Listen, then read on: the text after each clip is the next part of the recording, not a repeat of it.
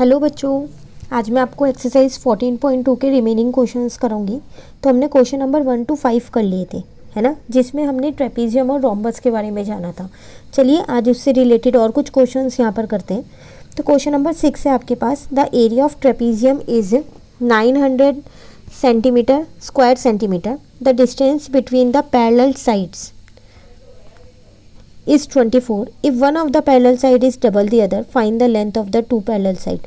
देखो यहाँ पर आपको कह रहा है कि एरिया ऑफ रोम्बस ट्रेपीजियम आपको दे रखा है 900, दोनों के बीच का डिस्टेंस भी दे रखा है पैरेलल साइड का, मतलब कि हाइट दे रखी है 24।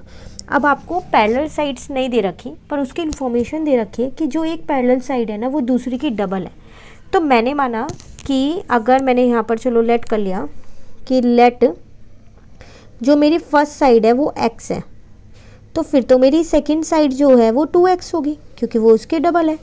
और एरिया ऑफ पैरेललोग्राम अगर हम देखें, सॉरी ट्रेपीजियम अगर हम देखें तो वो क्या होता है, हाफ इंटू में सम ऑफ पैरेलल साइड्स इंटू में h होता है ना। तो ये मुझे 900 दे रखा है, ये हाफ ऐसी है, यहाँ पर आ जाएगा x + 2x क्योंकि पैरेलल साइड्स यही दोनों है, और h मुझको यहाँ पर 24 दे रखा है, ठीक है ना। तो ये मेरी इक्वेशन बन गई। बस अब हम इसे क्या करेंगे, सॉल्व करेंगे। तो चलिए वहाँ देखते हैं सॉल्यूशन में।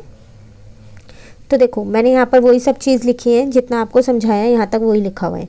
अब ये 2 यहाँ पर डिवाइड का, ये इधर आके 900 के साथ मल्टीप्लाई का आ गया, तो इधर x + 2x हो गया 3x और इंटू में हो गया 24, ठीक है। अब ये 3 और 24 इनको भी मैं नीचे ले आती हूँ, तो यहाँ पर 3 आ जाएगा, यहाँ पर 24 आ जाएगा, यहाँ पर x आ जाएगा, ठीक है ना। अब कट करते हैं, इसको इससे कट किया तो मेरा 300 आया, ठीक है। अब 24 को 300 इससे कट किया 25 आ गया, 25 को 2 से इंटू किया तो मेरे पास x आ गया 50। तो एक साइड आ गई 50, तो दूसरी साइड थी 2x, तो इसका मतलब 2 × 50 तो कितनी आ जाएगी 100। तो यही मैंने यहाँ पर आपको सॉल्यूशन में सेम करके दिखाया है, ठीक है। अच्छा मैंने इस 2 को कट कर दिया है, एक सेकेंड यहाँ पर कैलकुलेशन कहीं पर मिस्टेक हो गई है हमसे शायद से, ये था ना, तो इसको इससे पहले कट किया है ना, 12 तब आया, इसको इससे कट किया तो 300 को अब इससे कट किया 25, तो x तो मेरा 25 ही आएगा, ठीक है ना। और दूसरी साइड कितनी आ जाएगी, 2 × 25 50 आ जाएगी, ठीक है। चलिए क्वेश्चन नेक्स्ट समझते हैं। क्वेश्चन 7 है, कह रहा है the area of a rhombus, अब रोम्बस की बात कर रहे हैं, 966 है। If the length of one of its diagonal is 46, find the length of the other. तो ये तो बहुत आसान है। एरिया ऑफ रोम्बस अगर हम देखें तो वो मेरे पास होता है half into d1 into d2। तो ये 966 है, ये हाफ, d1 दे रखा है 46, d2 नहीं दे रखा, तो यहाँ से d2 निकाल लेते हैं। 966, ये 2 यहाँ मल्टीप्लाई का डिवाइड का इधर आके मल्टीप्लाई का हो गया, 46 नीचे आ गया। बस इसको सॉल्व किया हमने, हमारा d2 आ जाएगा। तो ये बहुत आसान सा था, सिर्फ डायगोनल निकालना था रोम्बस का, ठीक है। चलिए क्वेश्चन 8 देखते हैं।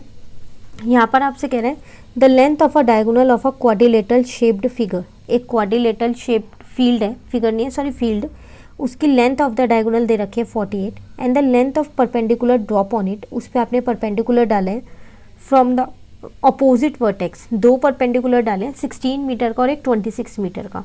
आपसे कह रहा है कि एरिया ऑफ फील्ड आप बताओ। सबसे पहली बात तो फिगर आनी चाहिए बनानी। अगर मेरे पास ये क्वाड्रिलेटरल है, मैंने माना ये डायगोनल है, आप ये वाली साइड का भी मान सकते हो, मैंने यहाँ पर BD माना है, आप AC भी मान सकते हो। एक परपेंडिकुलर यहाँ डाला, अपोजिट वर्टेक्स यही होगी, इसके अपोजिट यहाँ है, एक यहाँ डाला, ये दोनों परपेंडिकुलर है। परपेंडिकुलर का मतलब वो 90 डिग्री के होते हैं, ठीक है। अब ये वाली जो है ये BD, अगर मैं यहाँ पर इनकी मेजरमेंट्स लिखूँ तो ये मुझे गिवन है कितनी 48, ये एक 16 गिवन है, एक 26 गिवन है। अब मुझसे कह रहा है इस पूरे फील्ड का एरिया बताओ। तो देखो अगर आप देखो तो ये एक ट्रायंगल बन गया, राइट एंगल ट्रायंगल। पहले इसका एरिया निकाल लेते हैं, half into B into H से, तो हाफ इंटू 16 h ये ना, और b ये नीचे का बेस होगा 48। उसी तरीके से अब आप ये नीचे वाला देखो, ये एक पूरा ट्रायंगल बन गया, तो इसका भी यही आएगा, आएगा नहीं आएगा, तो हाफ इंटू में बेस तो सेम ही रहेगा 48 और हाइट हो जाएगी 26। अब इन दोनों को अगर मैं प्लस कर दूँ तो मेरा आंसर आ जाएगा, इस पूरे फील्ड का एरिया निकल जाएगा, है ना। तो चलो देखो मैंने यही किया है, सॉल्यूशन दिखाती हूँ आपको, ये रहा। तो सबसे पहली बात मैंने इस वाले का निकाल लिया, ये रहा एरिया ऑफ ट्रायंगल ABD का। ऐसे नीचे वाले का यहाँ पर एरिया निकाल लिया हाफ बेस इंटू हाइट करके। अब इन दोनों को मैंने प्लस कर दिया तो मेरा एरिया ऑफ द फील्ड आ गया।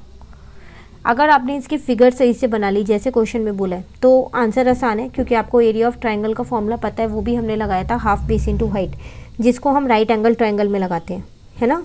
तो वही चीज़ मैंने यहाँ पर की है, ठीक है। चलिए क्वेश्चन नंबर 9 नहीं कराऊंगी, कट कर देना। लास्ट 10 क्वेश्चन और देख लेते हैं। इस क्वेश्चन में आपसे कह रहे हैं यहाँ पर, तो वो कह रहे हैं the floor of the hall is in the shape of rhombus such that the length of two diagonals of the hall are 12 metre and 16 metre. एक हॉल है, हॉल आप सब समझते हो कोई भी खाली जगह, वो रोम्बस की शेप की है। इसका मतलब उसकी सारी साइड्स इक्वल हैं, उसके दोनों डायगोनल्स मुझे दे रखे हैं हॉल के। अब कह रहा है find the cost of painting the floor. अब आपको उसके फ्लोर को पेंट करना है, तो पेंट किस हिसाब से करना है, पर मीटर स्क्वायर की कॉस्ट इतनी है 6.50। तो अगर आपको उस हॉल का एरिया पता होगा तभी आप पेंट कर पाओगे। तो इसका मतलब आपको एरिया ऑफ हॉल निकालना है, और हॉल है कौन सी शेप का, रोम्बस का। तो इसका मतलब अगर मैं एरिया कौन सा निकालने वाली हूँ, half into D1 into D2 करके ही निकालने वाली हूँ, क्योंकि वो रोम्बस की शेप का है। और दोनों मुझे गिवन है, एक 12 गिवन है, एक 16 गिवन है। इसको इससे कट किया तो यहाँ पर 6 आया, तो 6 इंटू 16 इंटू कर देंगे तो मेरा आंसर आ जाएगा। तो एरिया तो चलो मेरा यहाँ निकल जाएगा। अब वो मुझसे कह रहा था कि 1 मीटर स्क्वायर की कॉस्ट जो है वो 6.50 है। तो मेरा एरिया निकला कितना है वो देखते हैं पहले, है ना। तो चलो यहाँ देखते हैं। तो मेरा एरिया यहाँ पर निकला 96, ठीक है। अब वो मुझसे कह रहा था 1 मीटर स्क्वायर की कॉस्ट है 6.50, तो फिर 96 मीटर स्क्वायर की कॉस्ट कितनी होगी। तो मैं 96 को क्या करूँगी, 6.50 से इंटू कर दूँगी। तो जब मैंने इसको इंटू किया तो मेरे उस हॉल की कॉस्ट आ गई पेंट करने की। तो इतनी कॉस्ट लगेगी उस पूरे हॉल का जो फ्लोर है उसको पेंट करने में, ठीक है। तो ये था क्वेश्चन नंबर 10। तो ये छोटे से क्वेश्चंस आपके रह गए थे थोड़े बहुत इस एक्सरसाइज के, कंप्लीट हो गए हैं। क्वेश्चन 9 नहीं करना है आपको, इसे कट कर देना, ठीक है। बाकी के सारे क्वेश्चंस हमारे कंप्लीट हो गए। कौन सी एक्सरसाइज के, 14.2 के। 14.3 हम अपनी नेक्स्ट क्लास में करेंगे। मैं जल्दी से आपको एक बार कॉपी वर्क दिखा देती हूँ। ये क्वेश्चन नंबर 6 है आपके पास,